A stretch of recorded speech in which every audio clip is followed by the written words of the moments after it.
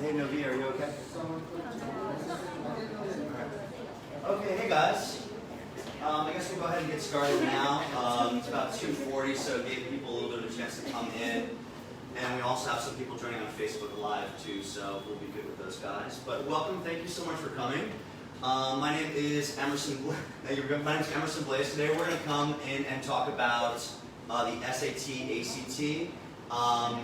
And I'm going to focus on the English side, and we'll talk a little bit about the university consultation side and how to prepare for these. This is Sybil Shen. She heads up our math and science team, and she's going to talk about our math and science as far as the SAT and the ACT is involved. But let me go ahead and get started. This went all the way to the end for some reason. There we go. So this is us. So hang out. We're going to help you guys. We're going to answer specific questions that you guys might have about the SAT, the ACT. Oops. We're going to get into, if I can stop this. If I've ever done one of these before in my life. We're going to go through a lot of these different things. You can see. Okay, cool. There we go. So we're going to save some time to answer some questions for you guys, whether it's about the SAT, the ACT, some different strategies that people have for doing well on these tests, how to do well on these tests, but then also what they mean for different university admissions. Should you choose the SAT? Should you choose the ACT? And go through everything there. So we'll go ahead and get started. Here are just some of the quick stats for this test. A lot of parents are kind of wondering, you know, is the SAT, is the ACT still really important? Universities are now using this as an optional thing. You might have heard the University of California just announced that for their in-state Californian applicants, that they are no longer requiring it, and they're going to develop their own test. Other schools like NYU and Washington, and schools throughout the U.S. are saying, hey, listen, this is an optional test. However, it is still, whether it's the SAT or the ACT, they are still some of the best ways to prove that you are ready for college. And even if it is optional, you should still take it as a way to get ahead of the next person. So as far as some of the stats here, we have 8 million people take it. 52% of the entire United States took it. So it's still, these still are two of the most popular tests in the world. And you kind of see why people are still taking these tests. These are the 2019 admission statistics for some of the schools that you guys might recognize. A lot of popular schools that people like to apply to out here in Hong Kong. NYU, you know, right there at the top. This is not an Ivy League school. NYU is not an Ivy League school. It's, you know, it's a good school, it's a great school, but it's still at 19%. And as you kind of look at some of these more popular schools, they keep going lower and lower and lower, with Stanford not even accepting 4% of the applicants. And it's just getting pretty crazy, guys. So as far as why should you take the SAT, why should you take the ACT, even if it's optional, you can kind of imagine, what if there's somebody exactly like you, has the same school grades, same profile, but that person did the SAT, that person did the ACT, they're probably going to get a chance to go in. Okay, so the SAT, the ACT are just another way for you guys to prove that you can get ahead of the rest, because admissions are getting really, really competitive these days. And if you guys have questions about university statistics or anything later on, just let me know. So these are some of the things that Sybil and I are going to go through coming in. What are some of the major differences between the SAT and the ACT? what do these tests look like? What are the different sections? What are the different timings? Are there different question types, especially for the math and science? You know, is the SAT math easier? Is the ACT math easier? We're going to also look at how they help you for those university applications, as far as which one is better for you if you are majoring in a STEM major versus if you're majoring in a liberal arts or going into pre-law or something like that.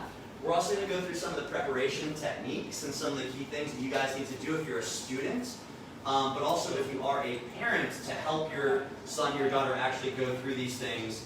We'll give you some of the main things that a lot of our students do.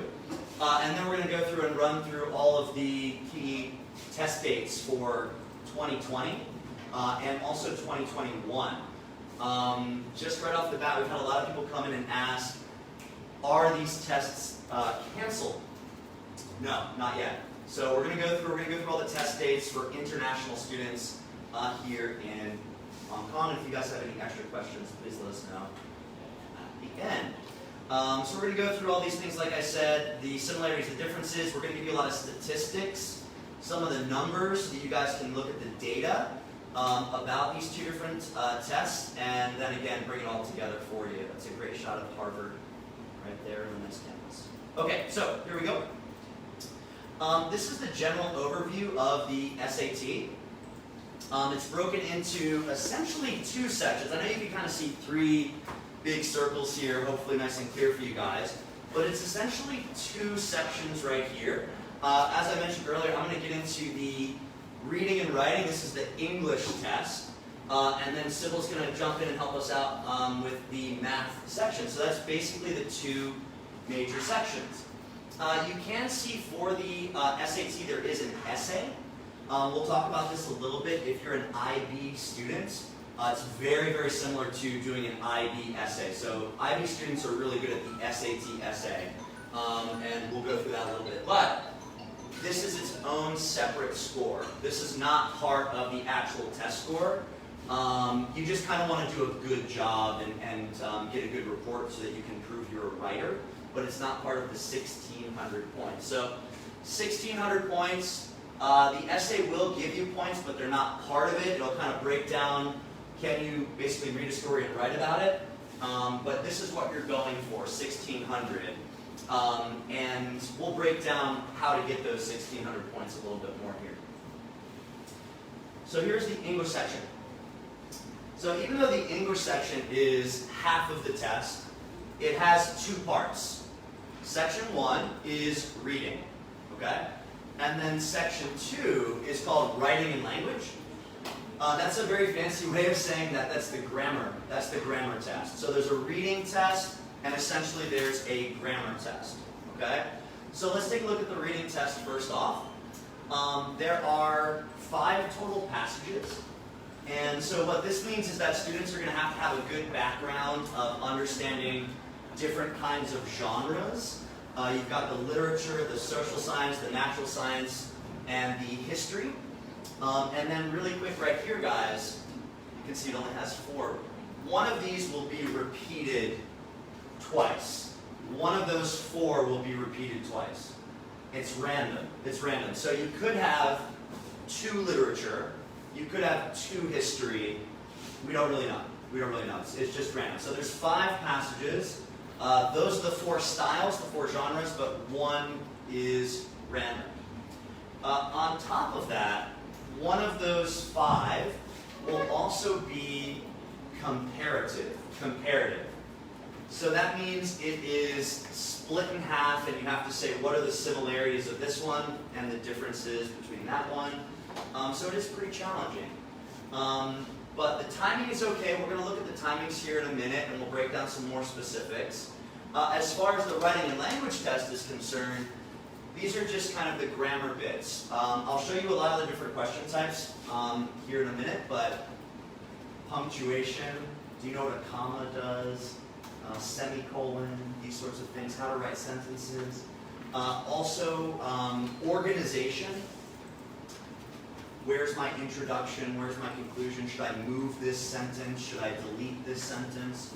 So there's a lot of different things, and what's great about this one for English students, I think, is the reading you're never really sure what you're going to get. You don't really know what kind of stories or topics are going to be about history or about literature.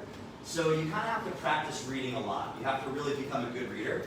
But for this one, this is all memorizable.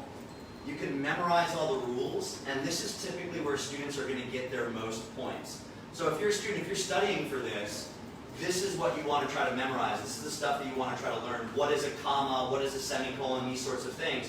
So that you can almost guarantee those points and really move forward in the English and increase your score. Matt, sorry, so I'll let you jump in on that one. Sure. Okay, so the math section, actually we have two sections of math. But they're quite similar. It's just one section you cannot use calculator. So the non-calculation section is quite short. You only have 25 minutes to do 20 questions. And the calculator section will be longer. You have 55 minutes to do 38 questions. So in total, we have 58 questions. Okay, for math sections. And for math, you can see at least all the things will be tested. So actually now in SAT, algebra is the main thing. And also, SAT, they have a lot of problem solving and data analysis. 45% for the calculator section. So what are problem solving and data analysis? They are literally just very long questions. They put the math into a daily life, a real life context, into a real life scenario. So it's like not just give you equation, ask you to solve X, but give you a context. And then you may need to set your own equation and then solve X. So the questions are intended to be longer, more critical thinking involved. Okay. Okay. Nice. Okay. So this is the essay, guys. The essay is an analytical essay. And if you've ever seen an analytical essay before, this is the same as the IBTP English, IBTP Chinese, IBTP language, basically. And so what you're going to do is you're going to read a passage that will give you a short story. You're going to read a passage. You're going to analyze that passage, same as IB. And you're going to say, what are the main purposes of this passage? What is the author trying to do? What is the author trying to teach me? And then you're going to say, how is this happening? What are the techniques? So you're going to talk about stuff like imagery, symbolism, similes and metaphors, and all of this kind of stuff that shows you can analyze what the author is doing and how the author is doing it. Okay? And then you're going to write about that. So it's not your opinion. You have no opinion. There's no argument. You're just saying, what is this story talking about? And how is the author doing it? Using symbolism, using imagery, using whatever. Okay? Now this will be, you will get a score, like I said, you will get a score for this, but it's separate on your score report. It's just out of 8. So you get 8 points for reading, 8 points for analyzing, and 8 points for actually writing. A lot of the stuff with the writing includes language and grammar. Do you use punctuation correctly? And it's kind of like an extension of the grammar test. So why would schools want this if it's not even part of your score? Because in college you need to write essays. No matter what your subject is, if you're a biologist or if you're studying engineering or architecture or if you're pre-law, every single subject at university, every single major at university, you have to be able to write an essay. And so this is kind of giving the universities a chance to see, hey, can Emerson, can Sybil, can they write an essay and prepare for college? Will this make or break your application? Will this make you look really good? Maybe. If you are a pre-law student, if you're going into law school, you really need to be a good writer. And if you can get a good essay going, even though it's not part of the score, if you can get a good essay going for a pre-law program, that might make the difference. Especially if you're going into an interview with the school and you have a great essay, that could be really important. What if you're studying math? What if you're doing a math class? Well, if you're a math major, if you're going to university for math, the essay might be less important for you, but don't fail it, okay?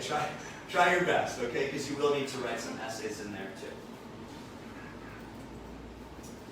Okay, so ACT, here it is. You're going to start seeing a bunch of differences now, guys. So what's the first difference? What's the first difference? Well, there's 4 separate sections, and you'll notice one of the big ones here, Sybil's going to talk about this. Science section. Science section. Sybil, why is there a science section? You want to get into it? Actually, the science section, like, this is actually the most annoying part in ACT, because, the science section, it looks very terrifying, and most students, they're like, I'm not, like, good at science, right? So how can I do the science? I'm only do one science in IBDP, I'm only choosing biology, I'm only choosing the chemistry. But then, like, this is a science.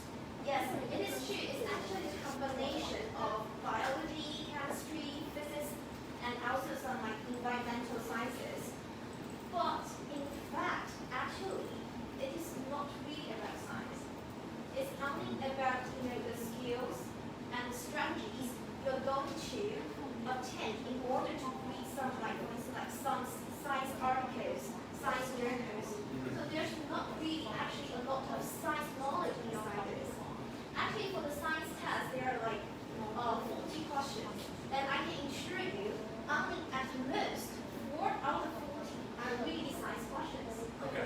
And these science questions are really common sense science questions. For instance, they will ask you, like, which one, the essay base, which one has the lowest pH? Okay, you don't need to do the DP science to know that, right? This is kind of common sense. Yeah, and other than that, all the others that are not really science questions, they're basically reading the tables, reading the graphs. Yeah, actually some of the SAT math questions are similar to the ACT science questions about graph reading, graph interpretation, something like this. Yeah, I've had students come in, even teaching an English class. I think that's a good point. It's a lot of reading. So even teaching an English class, I'll have a student come in and bring me an ACT science section, and it's essentially reading some paragraphs, looking at some charts, and then just understanding the information from reading. So yeah, if you're not doing IBDP, HL, biology, or chemistry, or something like that, you're still going to be okay. But other than that, we still do have an English section and a math section. You'll see that actually the English section is broken up just like the SAT. It's broken up just like the SAT, but it's got a different order. You're going to do English, okay, then you're going to have the math, then you're going to go back into reading for section 3, and then science will be last. So that is a little bit annoying, going from English math back to math-ish type things. And it can throw students off. It is a little bit of a difficult switch sometimes. But again, there will be an essay at the end. It's an optional essay. And like we said, universities might just use that as one more way to look at you to see if you are prepared, but it's not part of the score. So what is the score? 36. Seems like such a small number compared to 1,600. So it is a much smaller score.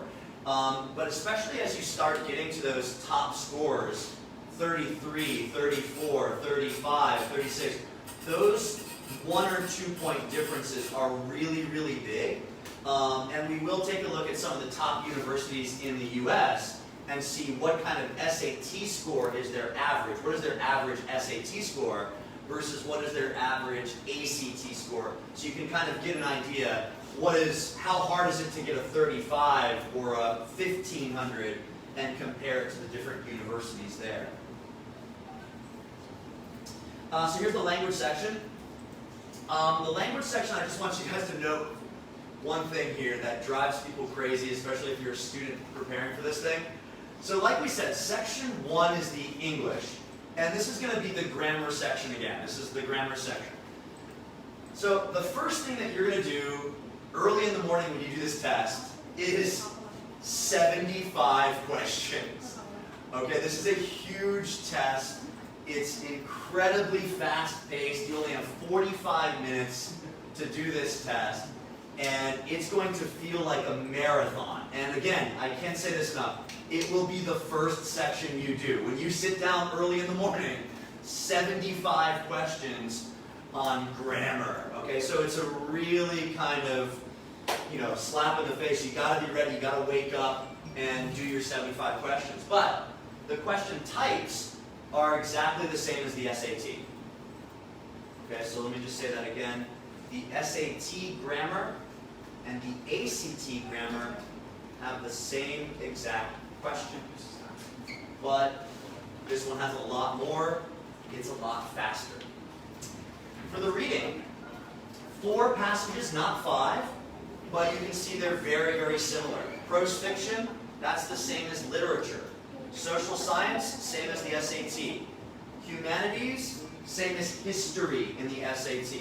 And then natural science. So these are the same exact passages. And you might be thinking, oh, well, 4 passages, that's much better. I don't want to do 5, I just want to do 4. The timing, guys, the timing is much more unforgiving. It's very difficult timing, and we're going to look at that together in a minute. But again, all of the question types, all of the passage types are the exact same as the SAT. It comes down to the number of questions and the timing. Okay, the STEM section. Okay, so this section we have a math section and the science section in the ACT. So for the math section, we have 60 questions in exactly 60 minutes. So 1 minute per 1 question.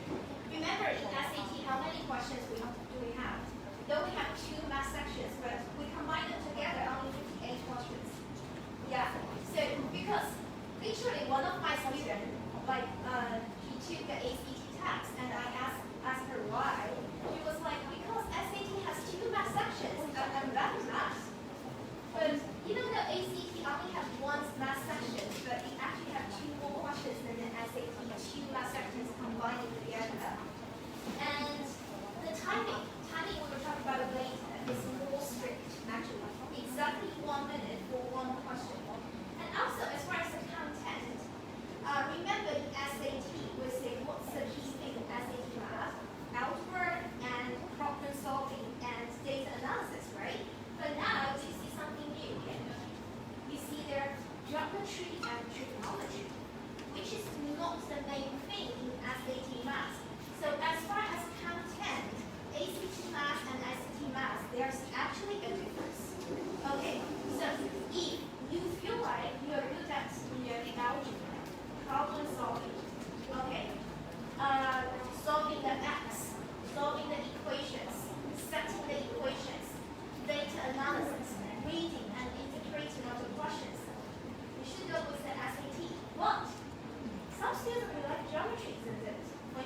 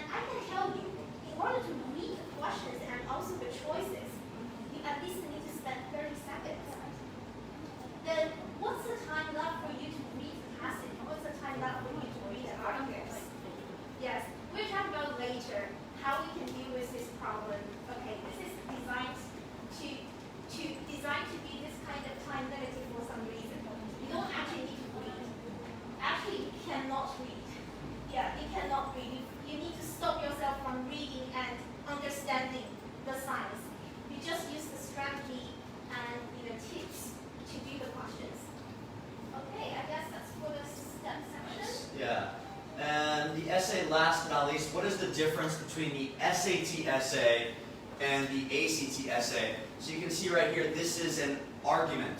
This is an argument. So this is a classic argumentative essay where you will see more than one opinion. You'll see 3 opinions actually. And you need to actually explain those opinions and then argue in favor of one of them. So this is a really popular essay style starting in middle school for students. It's really big in the NYP or even getting ready for the IGCSEs. So this is a very popular style and students find this one a little bit easier.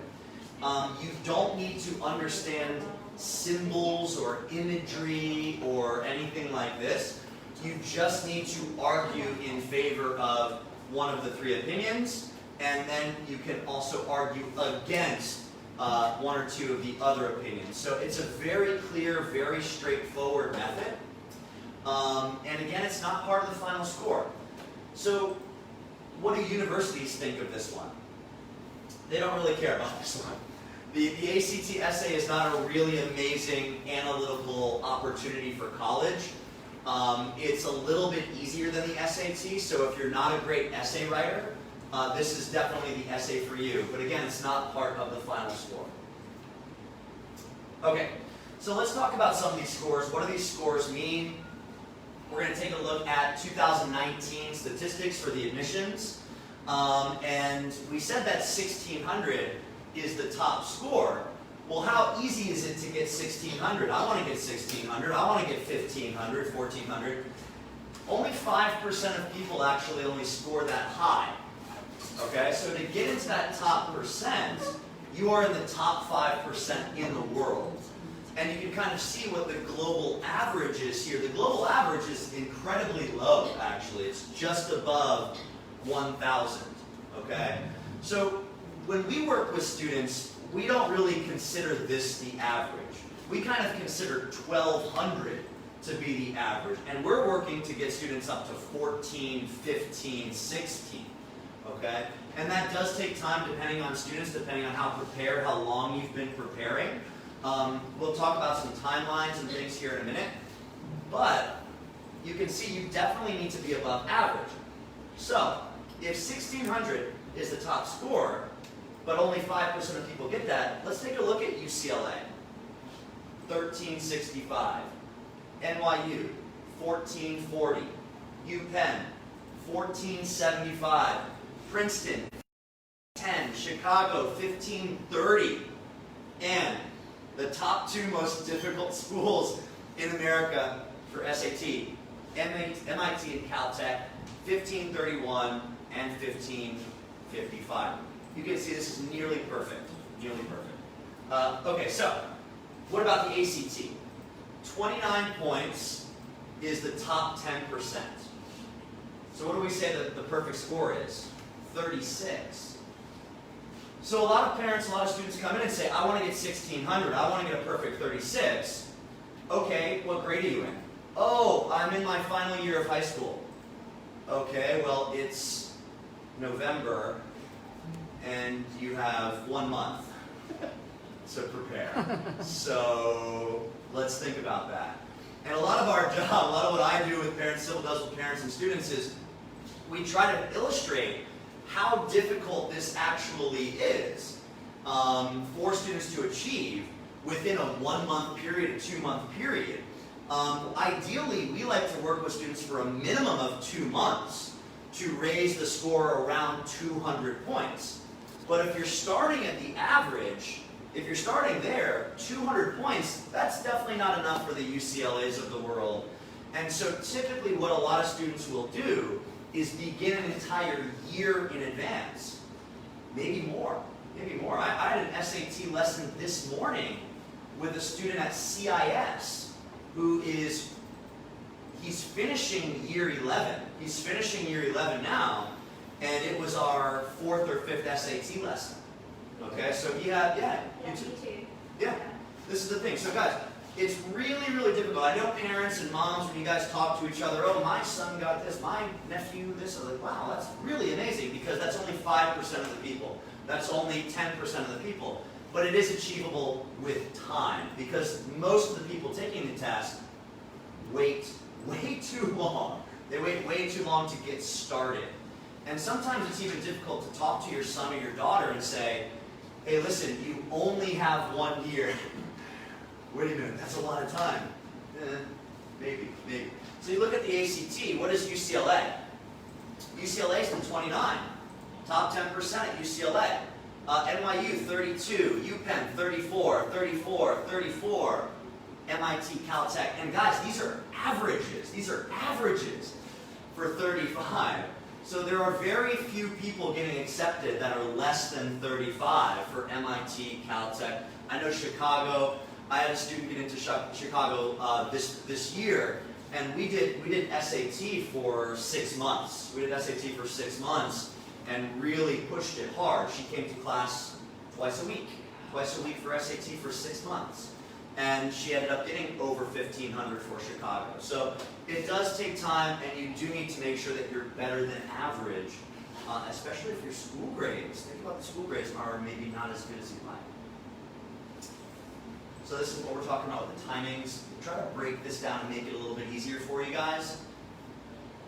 In general, the language sections, the English sections, the SAT has 32% more time.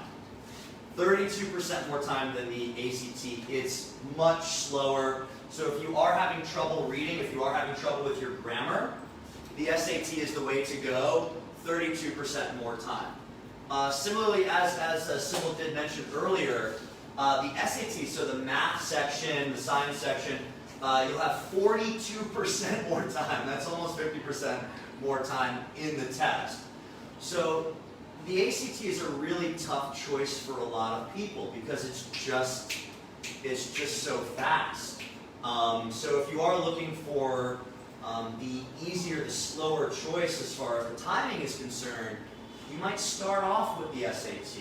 You might take a closer look at the SAT, practice with the SAT first, before switching to the race car, the super fast ACT. Obviously the science doesn't exist in the SAT, but there it is. I think as far as the challenge level is concerned for the English, I say pick your poison because the English questions are all the same. SAT, ACT, the English questions are all the same. Grammar section, the reading section, all the same. It's just the speed. However, I know, Sybil, a lot of people will ask like which math is actually easier. So I don't know what you would say that. We have some summaries, but it'll be after English. So you've got some English stuff here, but we can skip ahead. Yeah, sure. So in order to make it easier, I do some comparison. So first, to answer the question, which math is easier? The answer is it depends. It really depends. There's no definite answer for which math is easier. Okay, it's just a depends. I listed some of the key terms here, so this can help you to decide which one is more suitable for you. Okay, so first, timing. We talked about timing, but I need to add on. Though the SAT, the time seems like, enough, but I have mentioned before, the SAT questions intend to be designed to be longer. So you have to read, you have to do problem solving. So they are longer questions. And ACT questions, however, they're much shorter and they're more straightforward. So they literally will ask you, solve the x in this equation. Okay, so now just start to solve. But as far as SAT, they will like a long passage before asking you to solve the x. Okay, so you need to do the interpretation from the words. And then they always intend to put some extra useless stuff there to kind of avoid you to find the key information. So you actually have to spend more time on the SAT math section compared to the ACT ones. Okay. Also, another very important thing is that the content, as I mentioned before, if you like shapes, like geometry better, ACT may be a better choice. And if you are better at algebra, if you're better at reading, SAT will definitely be a better choice.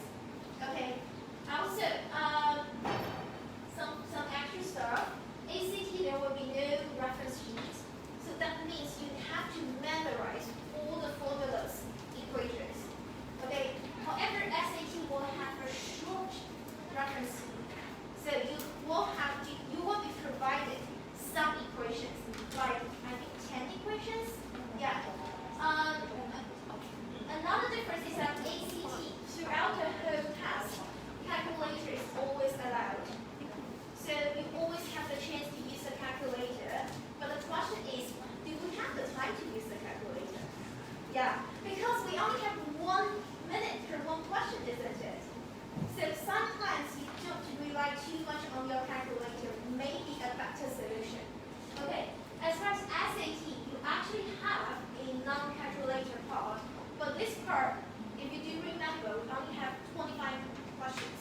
So it's like a shorter part with non-calculator. And a lot of my students were worried, like, I'm not so good at mental calculation. So how can I survive the non-calculator part? Do they give you, like, for instance, 1,200 times, like 300, 500, like something like this? No. The non-calculator section is designed to be super for you to not use a calculator, but also get the choice. So they won't give you very annoying numbers, annoying calculations, ask you to just calculate, wasting your time. No.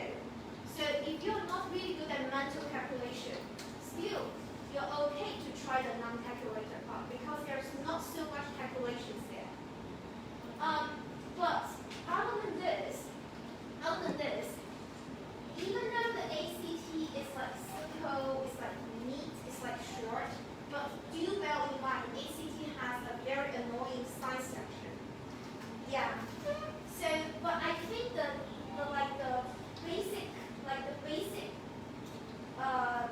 basic thing for ACT is quite similar. The science section and math section for ACT are similar. So they are all like need to be very, very fast. The questions are all very straightforward. So if you are a student who like to do things fast, without thinking, straightforward, without getting into traps, okay, then maybe you are very suitable for ACT because I do have students who get used to ACT so well.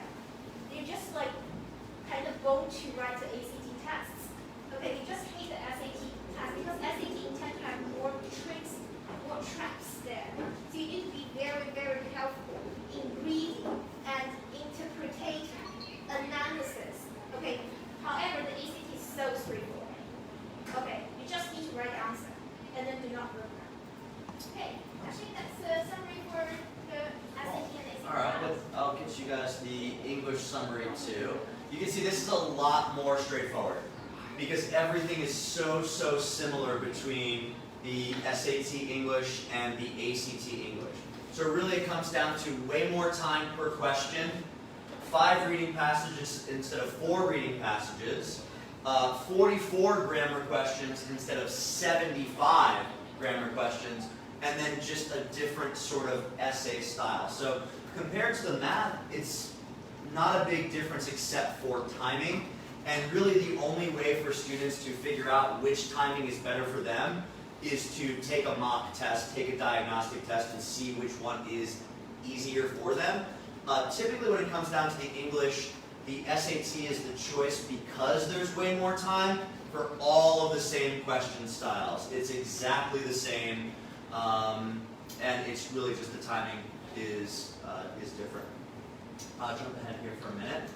There is another part though, guys. So here's just, you kind of get a sense here of all of the different question types. This is for English and for math and science as well. So it's a lot to go over, and we could sit here and talk to you guys about this for hours and hours because we're nerds for it. But you guys obviously don't want to stay for 3 hours to do that. There's a ton of different question types. One of the most important things when you're a student, like I said, especially for the English section, for the math equations, you want to memorize what does a comma do, what does a dash do, what does a parabola look like, and how do I read that? So when we go through and do things with students, a lot of note-taking is involved to build a strong foundation of the rules. And the cool thing about that, the cool thing about the grammar and the math is that it is memorizable. And once you really learn what the rules are, and once you really memorize those rules, that's when you definitely start seeing some score increases. And so if you guys do have specific questions about all of the different question types that can be found in this test, please hang out and ask afterwards. But there's so many to go over that it would take a lot more time.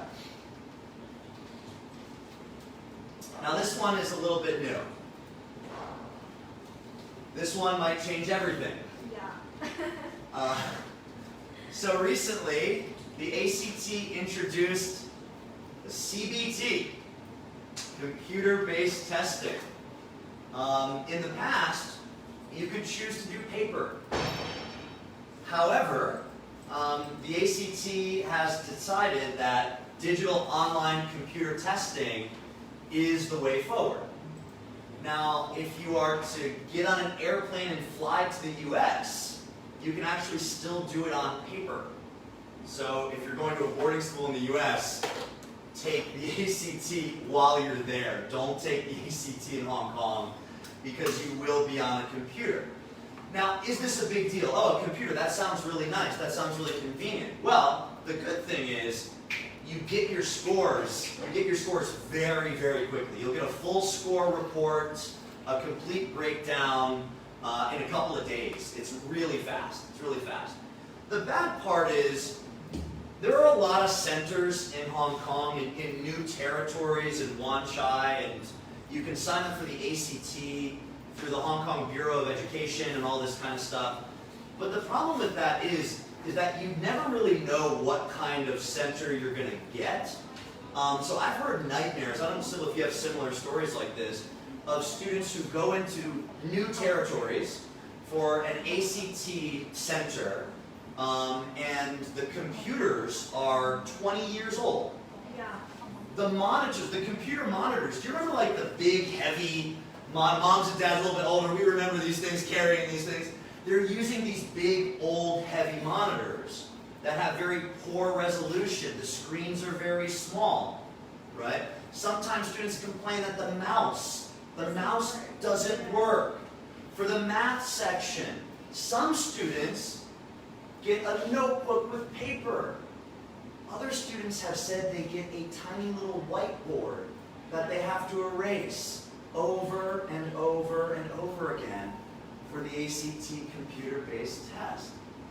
Oh, you want to go back? You want to change one of your answers? Click, click, click, click. 4 pages backwards to change your answer. So what does that do for your timing? It destroys your timing. Okay? So everything we've just said about the ACT, and maybe it's better for you if you do like geometry, maybe you do like to go in and you're a little bit faster with things. The essay is easier. The scores are smaller, so you can maybe get a 35 instead of a 1457 or something. All of that being said, if you're taking this outside of the United States, starting last year, it must be on a computer. Okay? Now, I'm not completely against the ACT, and here's one good thing that you guys might find funny. How many times can you take the ACT? 14. You can take it 14 times. And the good thing, they know this is bad. They know that this is a big problem. You have to take it at least once. You have to take every section when you sign up. You have to take every section, right? All the sections. But the next time you take it, you can just do whatever section you want. Maybe your English section was really low. Okay, I'm going to sign up and just do English. I'm going to sign up and just do math. Okay? That sounds pretty nice, and the SAT doesn't do this. You have to take the whole thing and try to super score it. But the ACT, you can sign up for individual sections. But again, because of the computer testing conditions, you may need to do this 4, 5, 6 times. Okay, so watch out for the computer. Make sure you visit the test center that you choose. If there's a test center in Wan Chai or New Territories or wherever it is, visit the test center before you go. Look at the testing conditions. Look at the keyboard, the monitor, the mouse. Ask them, do I get paper? Do I get a whiteboard? And then hopefully you get a good situation. But please keep this in mind. And if you guys have questions about this, let us know. Okay, so in general, again, there are a lot of different question types to go over. Read. Different genres, formal stories, informal stories. There is no poetry, so don't worry about that, buddy. There's no poetry. You don't need to read any poetry. That's good. But you will need to work on, fiction, nonfiction, history, social science. A lot of students ask, what kind of magazines can I buy? What kind of books can I buy? I do a lot of emails with moms and dads about reading lists. What are some good reading lists for me, for my school, to prepare for this? Also, it's a lot of memorization. We just showed you a minute ago the big screen with all of those different question types. You really do need to memorize those different question types. It takes a lot of big commitment to doing past papers. We do a lot of past papers with students. Of course, we have activity books and all these different exercises and things that we like to help students out with, but we do a lot of past papers with students. You really need to see what the actual test looks like and memorize those patterns, memorize those different question types, and then actually write out essays. Even though it's not part of it, you do need to be able to pretty much memorize a structure. Make sure you know the structure. Make sure you know the style. What is an analytical style? If you are doing the SAT one, you will have to take time to learn the devices, like I said, imagery and symbolism and all of these different things. So there's a lot to talk about here. We've tried to simplify it and condense it to 3 simple steps. But again, guys, it does take a lot to kind of get into. Here's some key dates. Try to make this very clear, very simple. So you can look at 2020, 2021. You can see the next one. The ACT, I'm sorry, the registration for this one ended yesterday. It ended June 26th. So you can't register for that one anymore. But these tests are still on. Nothing has been canceled yet. Nothing's been canceled just yet. So you've got August, September, October, November, December, and the same. You can do this every single month. So another big question that a lot of parents have, that a lot of students have, is how many times should I take it? Should I take it 14 times? Do I really need to do that? The minimum, guys, the minimum you should do is 2 times. Because even if you get a good score the first time, you can choose which score to send into the universities. So there's no problem if you go lower the second time. Oh, just forget it. Forget the second score. You don't have to send it in. So you should at least be doing it 2 times. But what I would try to focus on more, I know that you talk about this with your students too, Sybil, is why are we looking at these dates? Isn't this too late for the university applications? Isn't that too late? Why are we talking about March, May, June? Because you want to do that before your senior year of high school, right? A lot of students will have taken the real test, the real SAT, the real ACT, once or twice before their final year, okay? So if you're a senior, if you're going into your final year of high school, these are your only options. It's a lot more, yes, but what's going on senior year? Major tests and school assessments. You're doing all of your university essays, right? All of your university applications. If you're lucky, maybe you have an interview at Oxford or Cambridge or something like this, so you might be doing interviews in the UK, interviews in the US. You're worried about your predicted grade. Your teacher says we have mock exams. And then somehow you have to do all of this stuff for senior year and do your SAT. It's a lot of stress, and we work with students who have gray hair. It's crazy. So if you are thinking about taking the SAT, the ACT, like we said, we have students who are year 11 at CIS this morning coming in. They're preparing in the summer. They're preparing in the fall and the winter so that they can do this.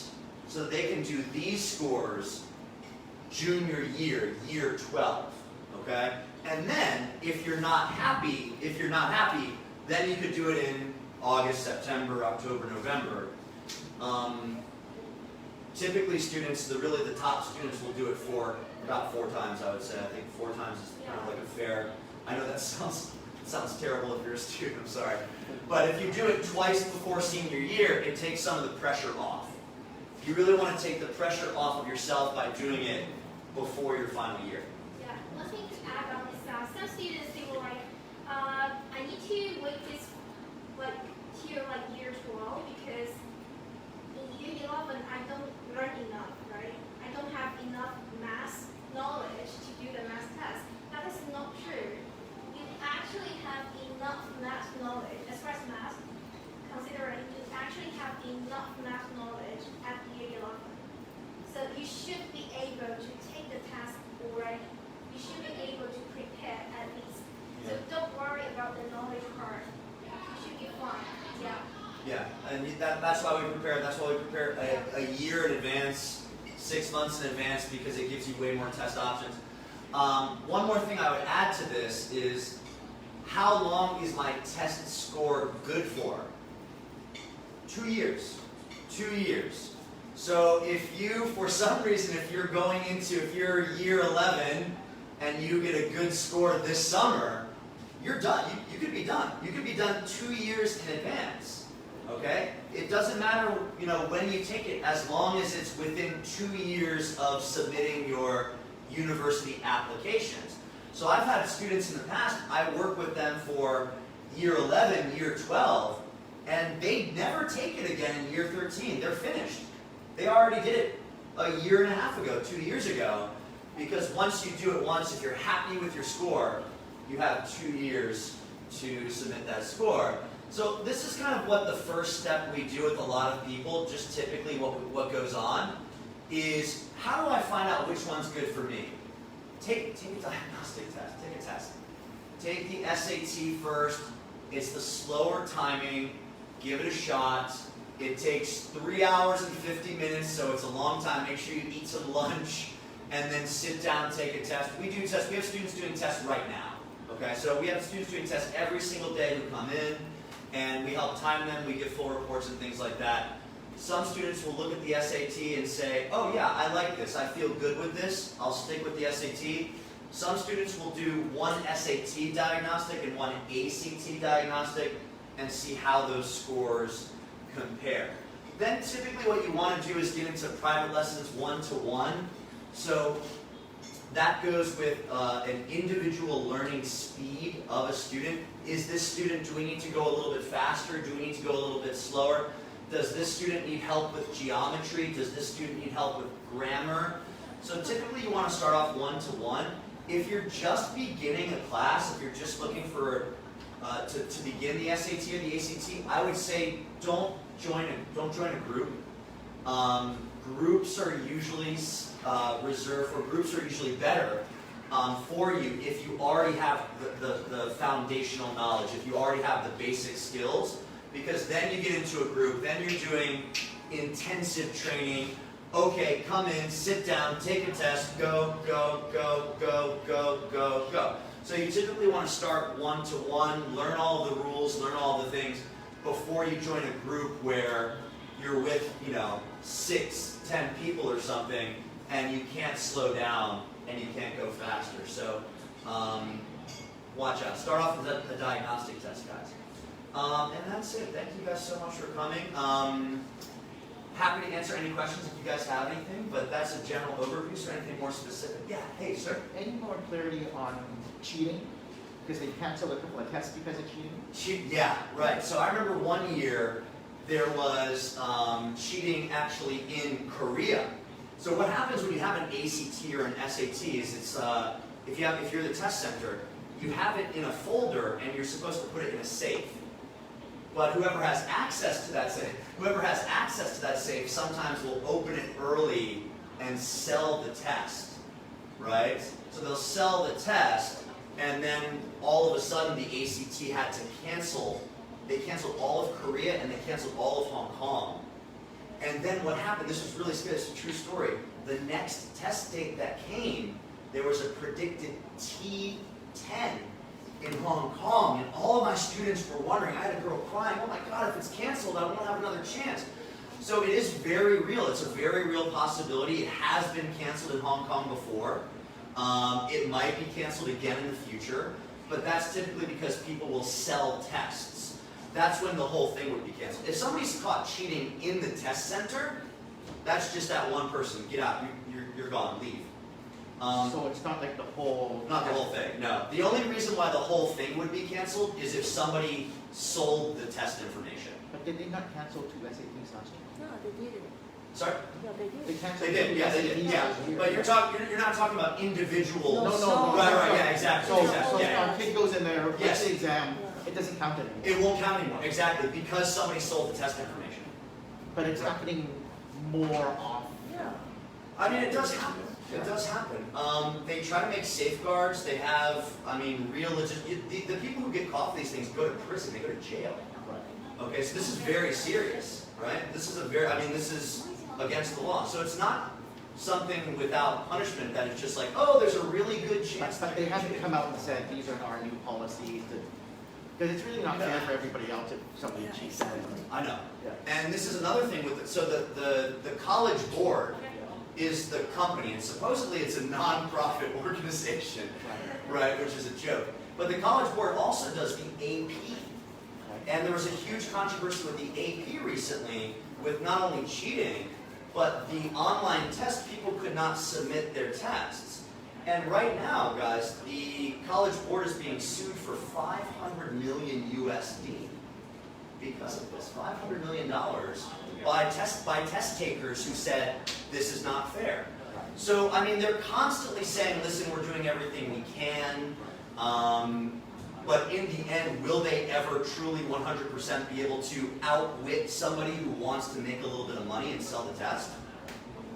So that's the risk that we take here.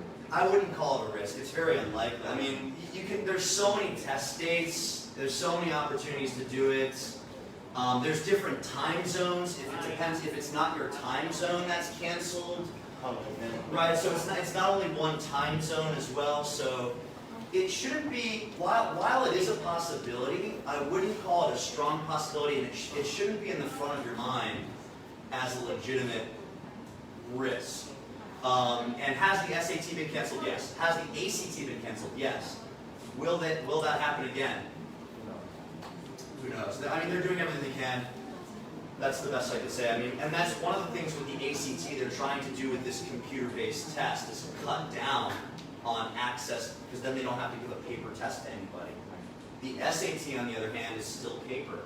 And so we might actually see another instance of that with the paper test. Oh yeah, it's a good question. Yes, sir? The college prefer SAT to ACT Good question. In the end, the better score is the better score, so do whichever one is better for you, whichever score you're able to get higher up on.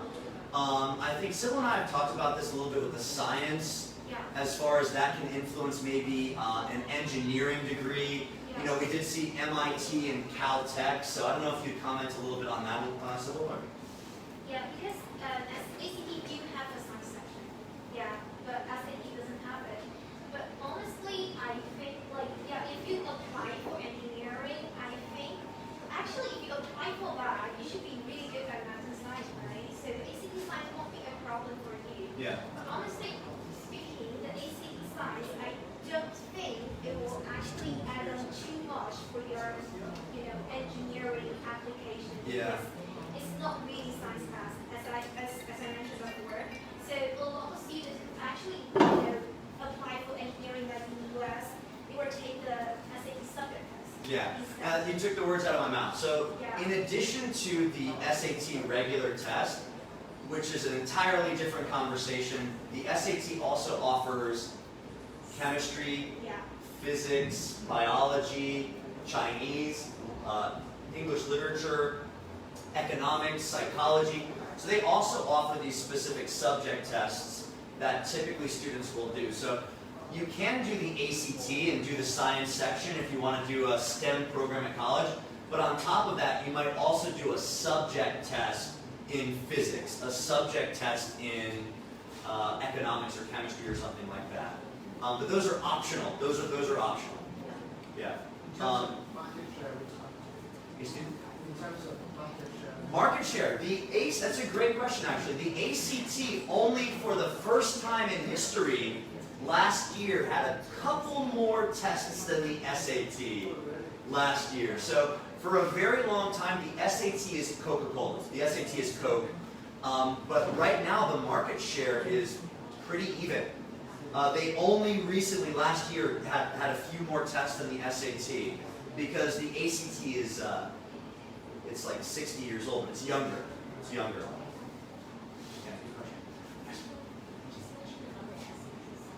Yes. It is optional. So the SAT subject tests are optional. If you want to take them, usually you can take however many you want, but you would usually submit 2. You only really need to submit 2. There are some Ivy League universities that might actually request, hey, we want you to do 2 subject tests, right? Also, let's imagine if your school math grade, let's say you're an IB student, and your math is only 5, okay?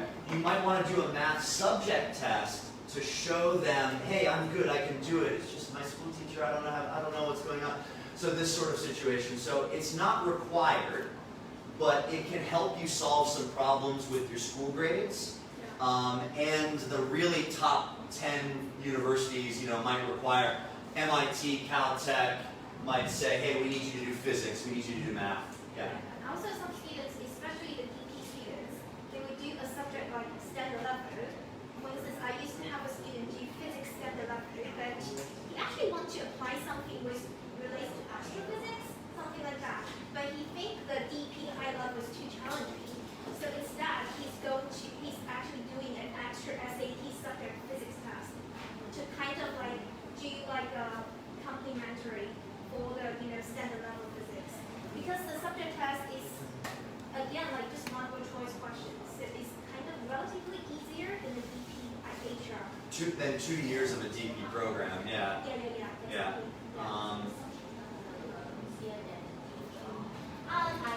Depends on, it depends. It's easier as, it's not so deep. I think you picked. It's not, the knowledge is not that deep. And they are all multiple choice questions. Yeah, and they are all fast, just one minute for one question, something like that. But it's like more, the knowledge is more broad. There are more topics involved. It's a good question though, yeah.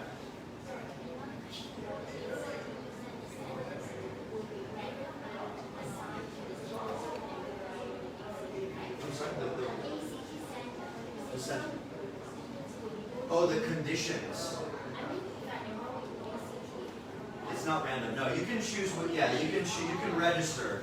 But what is more random is the testing conditions, and that's why I'm saying if you're doing the ACT computer, you should go visit the center and see the conditions.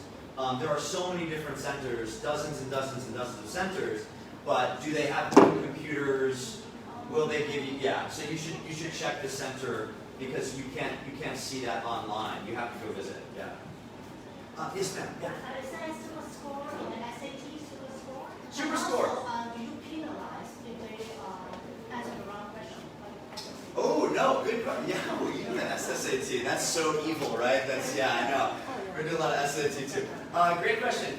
What happens if you get it wrong? Do you lose points? No. No. So always guess. Always guess something. Always give an answer. That's a really good point. And then for the SAT, can you super score? So what is the super score? If you take the English score from this test and the math score from this test and combine. Yes, but it's up to the university. The university can say, we accept super scores, or no, we do not accept super scores. Okay, so that's when you need to look at your universities. Yeah. Yes. So then taking the ACT 14 times, is that super scoring? That would be, that's the super scoring. Yeah, exactly. But So you have to tell them how many times you've actually written the ACT. it depends on what you submit. So if you automatically send a score in, they'll get it, and they'll see however many scores you send in. So you can replace scores, but they're going to know it took you 10 times. Right. They're going to know. They're going to know. And that's what they're trying to do is just, protect against random testing conditions where I went to this center, it was a really old computer, so, oh, well, that's okay, you did good on that section, just do this one. Versus the SAT is still paper, and that goes back to your concern about cheating. The cheating is because of the paper. It's literally in an envelope with tape on it, and somebody has access to it. So that's the pitfall of the paper test, but some people prefer paper over computer. And if you're practicing for the ACT, it's impossible to practice the computer testing conditions that you're going to get. That's a really big problem. You can practice on paper. We give students paper ACTs all the time. There are only a couple online that you can actually register to do, and then you're done. There's no base of information for the computer test right now, so that students can sit down and feel the computer experience. And so it's very shocking, and you need to super score, and the university can choose. The university can choose. Yes? I do have a question for your paper.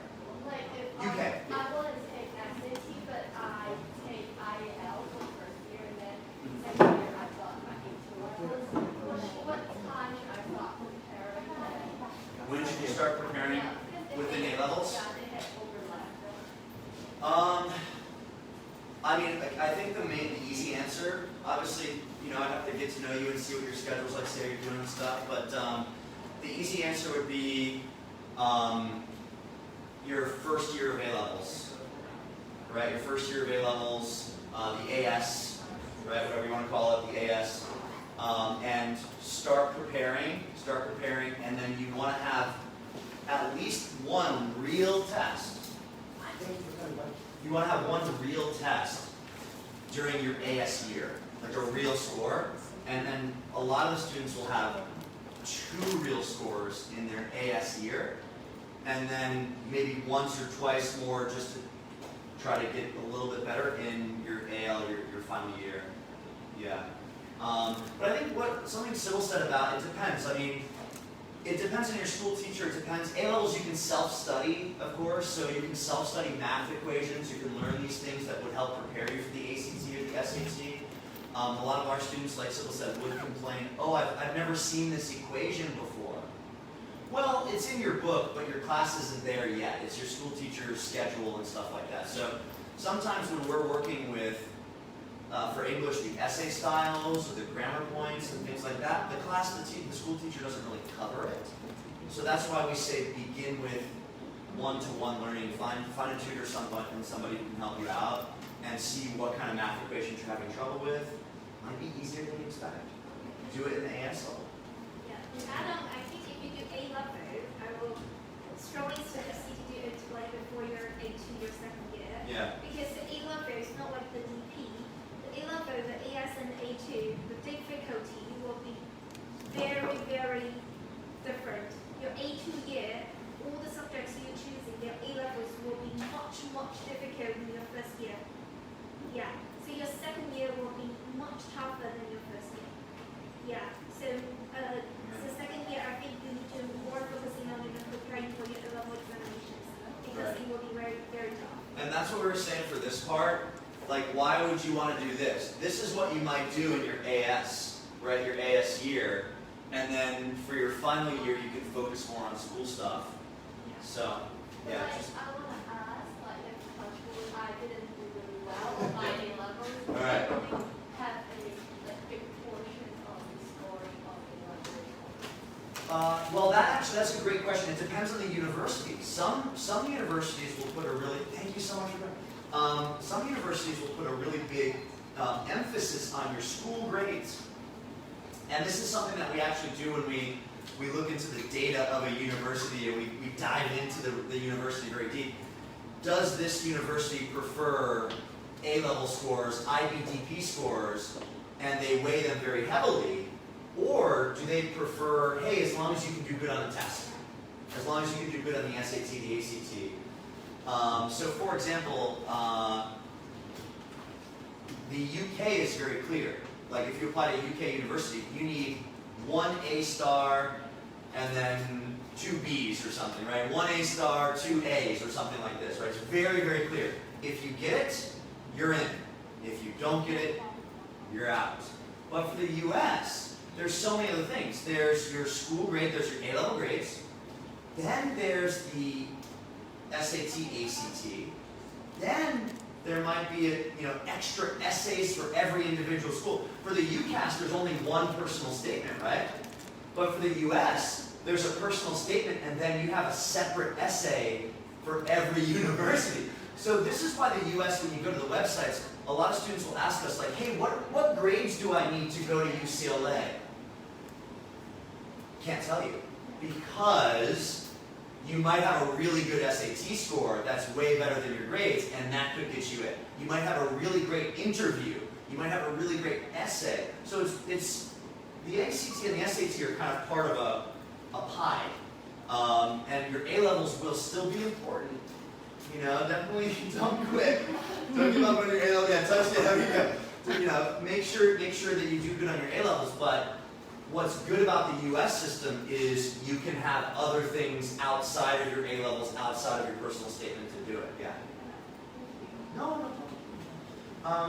Yes, ma'am. We have tried registering the SAT on the 39, but this whole call doesn't seem to get us. Oh, thank you so much. It doesn't seem to have space. We tried like a few days. I think it's already over. Yeah.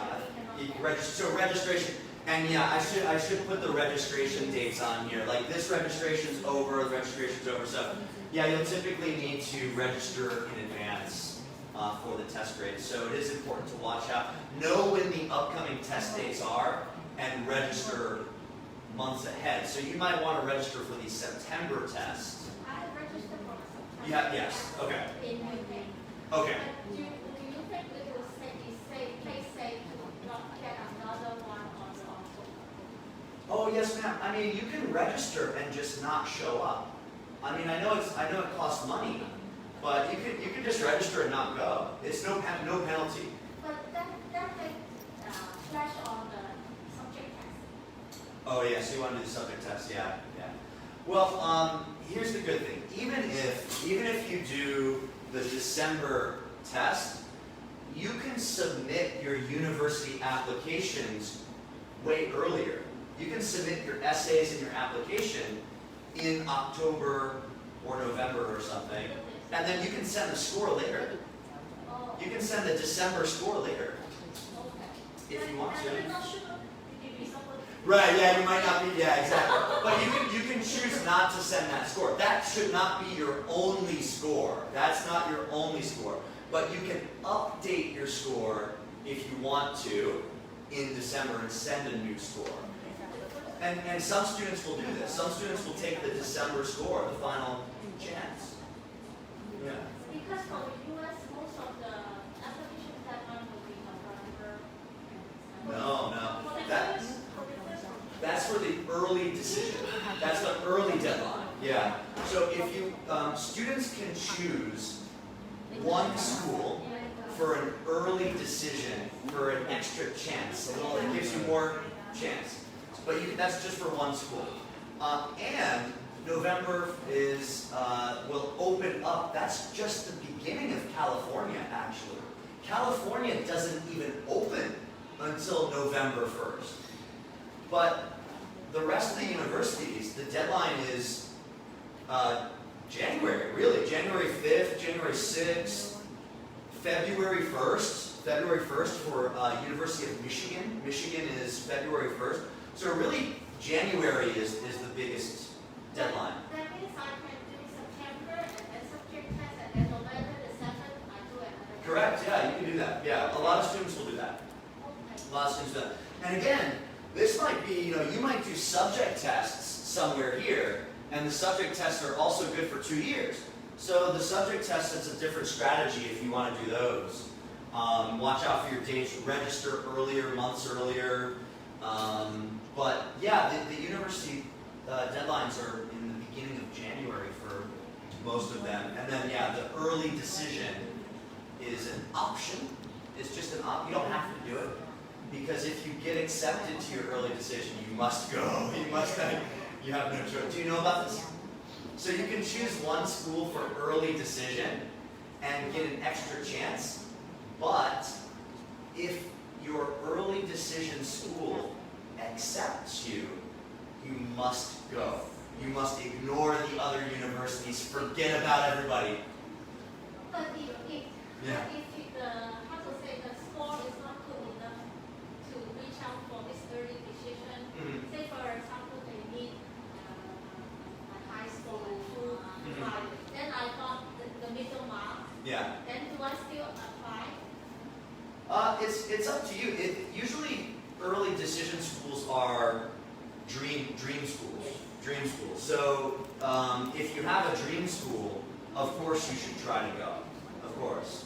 There's no real bad side. Just try it. If it's your dream, why not? You should do it. But if it's not your dream school, if it's like a safety, don't do it because you could be trapped. You could be stuck going to it. So yeah, don't do it. Yeah, but that's a good question. Yeah.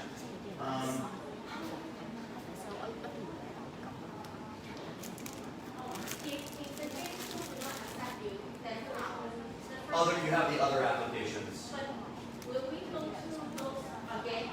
Oh no.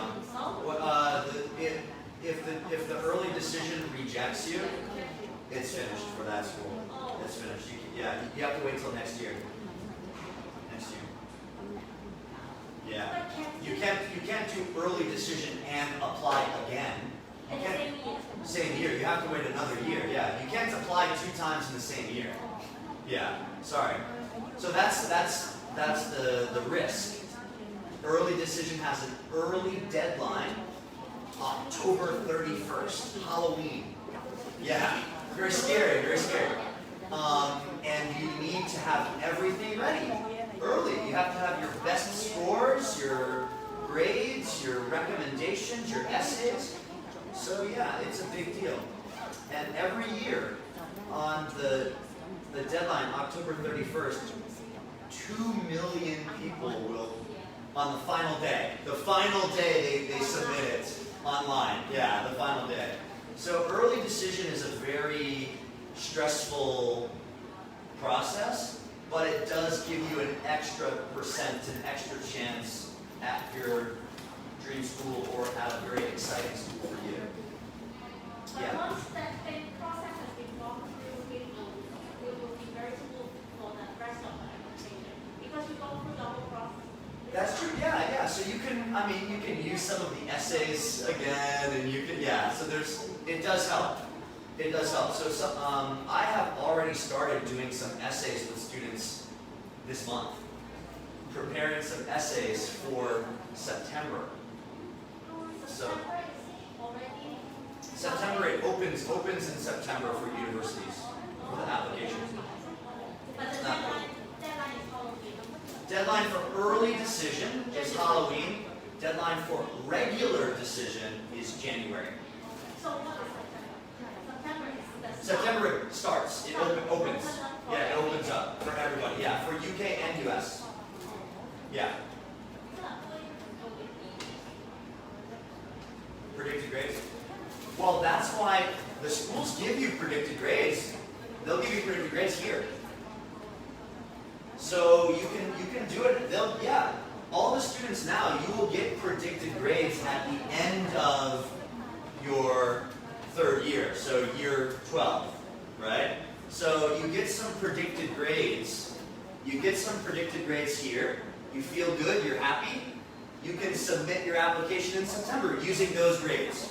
You can use those grades from June, the predicted grades. I was asking I'm not entitled to any of the universities. So what is the second half like? Oh, if you get rejected from everybody. Yeah, so there's a lot of, I think that would be part of making a good school list.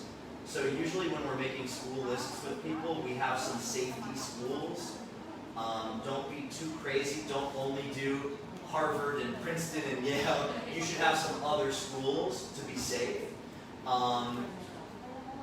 Must you go to community college? No, you could go to community, that's okay, and transfer. You could transfer later. However, there are some universities with no deadlines. So you can do an application in April or may. Are these really good schools? No. This is like, for example, University of Arizona in the desert. Arizona State. So they're not great schools, but there still are some less popular schools where the deadlines never end. So if you get rejected from all of your schools, you could still apply to one of these schools. It's not really the best, but you could maybe change later, transfer later. So transfer is year 2. So you You can transfer year 2. back school year 1 and year 2. Get some good grades and then transfer year 2. Yeah. Okay. So yeah, you can do it. Yeah, great question. Yeah, no problem. Sorry, we gotta run. Yeah. I've got to do a class, guys. Thank you so much for coming, guys. I really appreciate the questions. Thank you. Hello, hello. Hello. How you doing? It's very good. I wish she could take it and listen, but she dedicated me to listen. SAT stuff. Yeah. Have you started or? Yeah. Yeah. Mhm. Because we visit Yale. Just one. Just one. But then Yale said the last year when we visit Yale, they say SAT and ACT is not required. Right. Yeah. But then, it seems that It's optional. Yeah. So that's the thing. Like, if there's Gloria, let's say Gloria A, and then somewhere there is Gloria B, and Gloria B does it, Gloria B will get in, probably. So that's the problem with optional. My students, so NYU is not the same as Yale. NYU is a little bit easier than Yale, of course. But my students who get into NYU do the SAT. You know, it really does, because it's optional again, but it helps. It helps. It takes a lot of preparation. Yeah. Okay.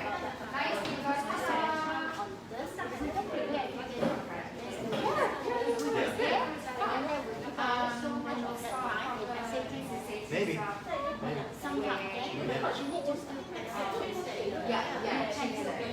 Yeah. That's a completely different program than PV. That's medical school. So, well, the main thing I would say is, and this is probably something you were not here for, is just take a diagnostic test. I mean, just take a test once and see what happens, because it might be a lot. I think when you say, oh my God, SAT, oh my God, ACT, it sounds really scary. It sounds like a nightmare. after hearing that Nice.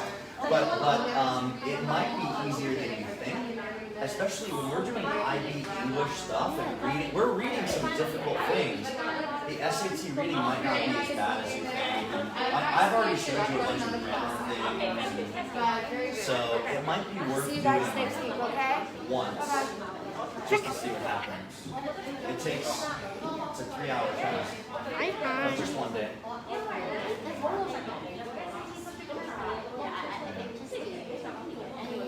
It's up to you guys. I don't want to press you, but here, let me grab my phone from this guy. We'll do some fun. All right, you ready? I gotta turn it off, yeah? All right, bye, buddy. Wait, do you want to wave? You want to wave? No? All right.